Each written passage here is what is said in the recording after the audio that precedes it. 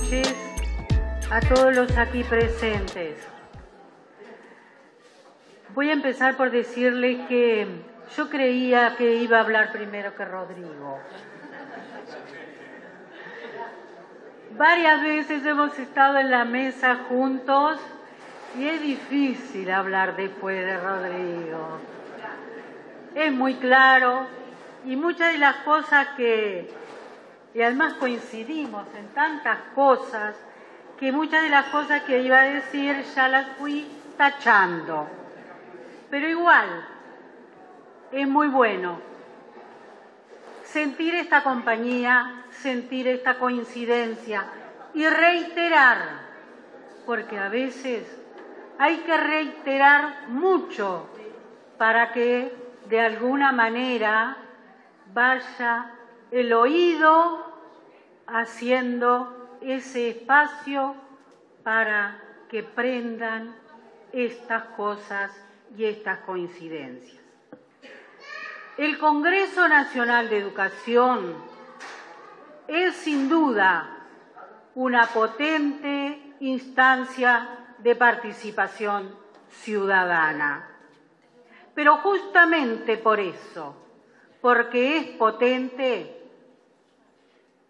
a veces y me cruzo con el miedo de que no sea aprovechado en toda su plenitud.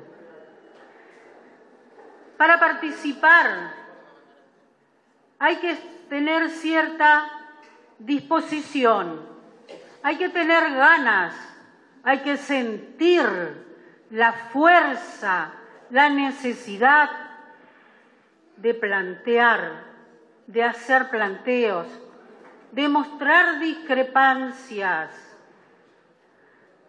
de confrontar ideas para construir colectivamente. Claro que esa fuerza es necesaria. El militante Frente Amplista sabe que es su deber participar. Y yo hoy quiero ir a este lado, que es el de sentir las ganas de participar. Y sin duda que esas ganas surgen y se expresan con fuerza cuando hay convencimiento. Convencimiento de que la educación es muy valiosa. Convencimiento de que el Estado tiene una responsabilidad con los niños, con los jóvenes y con los adultos en materia de educación. Convencimiento de que es un deber de brindar, pero sobre todo de generar las condiciones para que estos niños y jóvenes puedan educarse, aprender y ser ciudadanos activos. Y yo los estaba mirando detenidamente y decía, los conozco a casi todos, yo no voy a intentar convencerlos porque sé que ya están convencidos. Lo que importa es que lo que estoy diciendo hay que llevarlo a cada asamblea territorial. Es en la asamblea territorial, es ahí donde contagiar fuerza y ganas de expresar, es ahí donde hay que contagiar convencimiento y es ahí donde se juega este compromiso que tiene el Frente Amplio con la educación. Es el país el que se beneficia en general, pero sobre todo es el país el que lo necesita. Y Rodrigo habló muy claramente de cuáles son esos principios que nos guían, cómo la justicia social aparece, cómo La solidaridad es algo que necesariamente debería estar fuertemente instaurada para poder aprovechar al máximo esta potente instancia de participación ciudadana. Cuando invitamos a la ciudadanía toda, tenemos que estar preparados. Por un lado, porque no todos tienen la costumbre de participar y hay muchos que se inhiben de hacerlo. Y a veces, cuando justamente las voces que queremos escuchar son las que no aparecen. Y es entonces cuando hay que crear esas condiciones para que surjan todas las voces, para que sientan que son escuchadas. Los argumentos, los fundamentos y esa capacidad de espera para poder construir juntos. Y cuando digo capacidad de espera, no me estoy refiriendo a esperar los resultados de las transformaciones. Sin duda que otra coincidencia con lo que Rodrigo dijo con fuerza es tenemos que ir más rápido, mucho más rápido, porque los ciudadanos del 2030 ya están en las aulas y no podemos seguir postergando la educación que ellos necesitan, que es bien distinta a la que necesitó mi generación, hace mucho tiempo, pero no importa, que necesitó mi generación. Es muy distinta, porque cambiaron muchas cosas socialmente, porque el propio conocimiento ocupa otro lugar, porque sin duda aquello de poner el énfasis en los contenidos exclusivamente o prioritariamente hoy no es lo más importante. Por eso diferenciar educar de enseñar, porque educar es formar a la persona, es desarrollar capacidades para enfrentar los problemas que le toca vivir a ellos, no a nosotros. Porque desde los principios de un gobierno de izquierda, sin duda que la inclusión social aparece en primer plano cuando hablamos de los desafíos que estamos teniendo hoy. Pero la inclusión social no es la inclusión exclusivamente de todos en el sistema educativo. Sin duda que empieza por eso.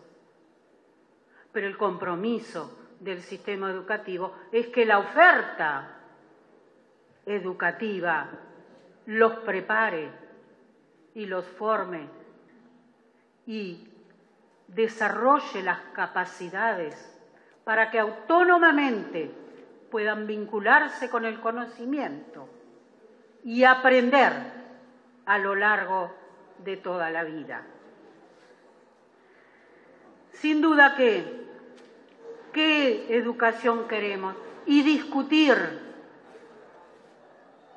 con muchos, porque uno no discute solo, discutir con otros, llevar las problemáticas al barrio, eso es muy importante para definir socialmente esa demanda de educación. Y es ahí cuando la literatura desde hace tiempo viene hablando de la necesidad de renovar ese contrato social de la educación y la sociedad. Pero yo quiero referirme más específicamente del Estado y la educación, de la educación pública. Y cuando los diagnósticos son oscuros, negros, pesimistas, saquemos a relucir el orgullo de que en Uruguay la educación pública es mayoritaria. Y ese orgullo tiene que servirnos para que no solo sea algo que nos contaron o que mi generación vivió, algo con lo que estamos comprometidos, que siga siendo y que sea cada vez mejor y de mayor calidad.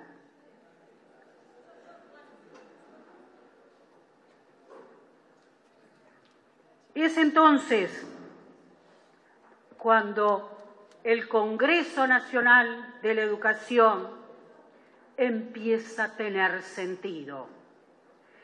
Y cuando se construye el sentido de este tercer Congreso, es cuando puede aparecer esas ganas de participar. Mucho discutimos con la comisión organizadora y con el SNEP todo, el Sistema Nacional de Educación Pública, la comisión coordinadora que tiene el cometido de convocar al Congreso. Mucho discutimos para construir este sentido y concluimos que el sentido de este tercer Congreso se logra cuando se lo presenta acompañado de el Plan Nacional de Educación, cuando lo que se proponga en el Congreso, todas esas propuestas de las múltiples voces de madres, padres, sectores que tienen que ver con lo productivo, los jóvenes, esa multiplicidad de voces, esos insumos van a ser utilizados para el Plan Nacional de Educación, que se construirá en el 2018. Entonces, ahí aparecen una serie de preguntas. ¿Qué es un Plan Nacional de Educación? ¿Hubo anteriormente? ¿Y por qué hay que hacerlo ahora, cuando antes no había? ¿Cuáles son los desafíos que nos llevan a sentir esta necesidad de un Plan Nacional de Educación? Un plan que actúa como encuadre para definir las políticas educativas.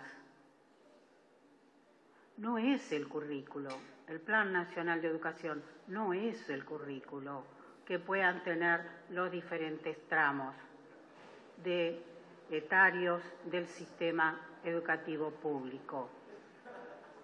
Va a incidir sobre el currículo, pero no es el currículo. El plan, sin duda, que va a marcar esas metas urgentes, prioritarias, necesarias hoy para ir más rápido. Y esas metas tienen que estar definidas en plazos y hay que marcar el corto plazo como la urgencia, lo urgente, el corto plazo. Y un horizonte más lejano, que podrá ser el de 2030. No está definido. ¿Por qué? Porque es una de las cosas que se espera recoger de lo que se produzca en las asambleas territoriales y en los plenarios departamentales y en el nacional. Entonces, hay mucho puesto en esto que acabo de decir. Hay mucha expectativa, pero sobre todo hay una necesidad de organizar la acción, la política pública y la educación pública, atendiendo al niño desde el nacimiento y a lo largo de toda la vida. ¿Por qué insisto con el nacimiento? Porque la primera infancia es clave que esté incluida como necesidad de propuestas educativas que garanticen, que brinden condiciones para que el desarrollo de esos niños sea pleno y que no lleguemos tarde. Y entonces, esas metas que no pueden ser excesivas en número, vuelvo a coincidir, metas concretas y que la sociedad toda las entienda, las comparta, pero las pueda seguir. Porque esas metas tendrán que definirse también los indicadores de evaluación para hacer el seguimiento. Y sabemos que, como decía Sebastián, cuando empezamos a hablar del Congreso, fueron muchas las quejas de los congresos, quejas de que la gente plantea cosas y termina el Congreso y terminó todo.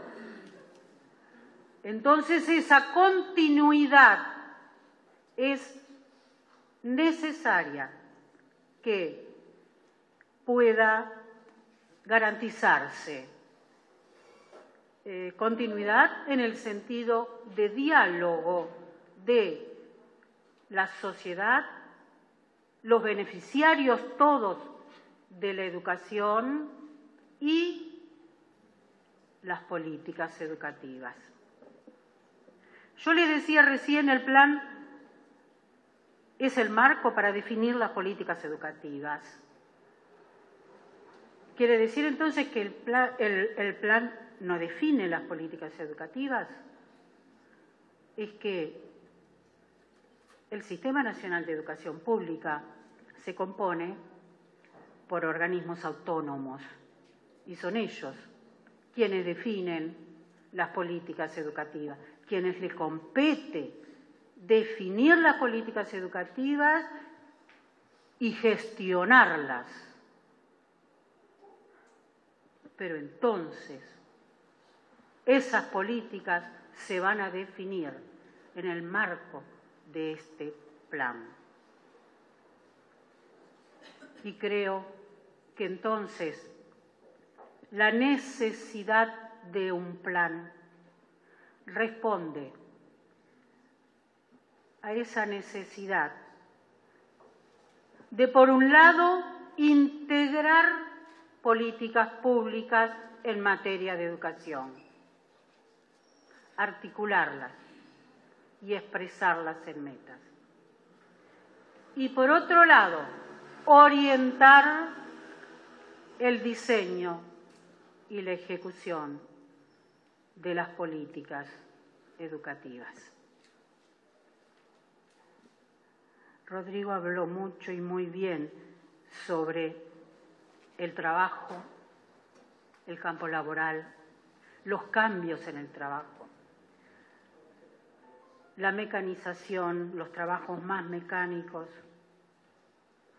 y cómo esas transformaciones en la sociedad, no solo en lo que tiene que ver con aquellos campos laborales o puestos de trabajo más mecánicos, sino que también afecta a los cognitivos. Y entonces ahí es cuando debemos insistir en que aprender con otros, aprender entre pares, aprender en el trabajo, aprender siempre es una característica muy particular de este siglo y la responsabilidad es entonces que las políticas educativas estén alineadas con esas necesidades, que respondan a esas necesidades. Entonces, después, sin duda, que vamos a poder cosechar lo que tiene que ver con ese país que hace mucho tiempo queremos, con ese país que seguiremos luchando para que sea. Muchas gracias.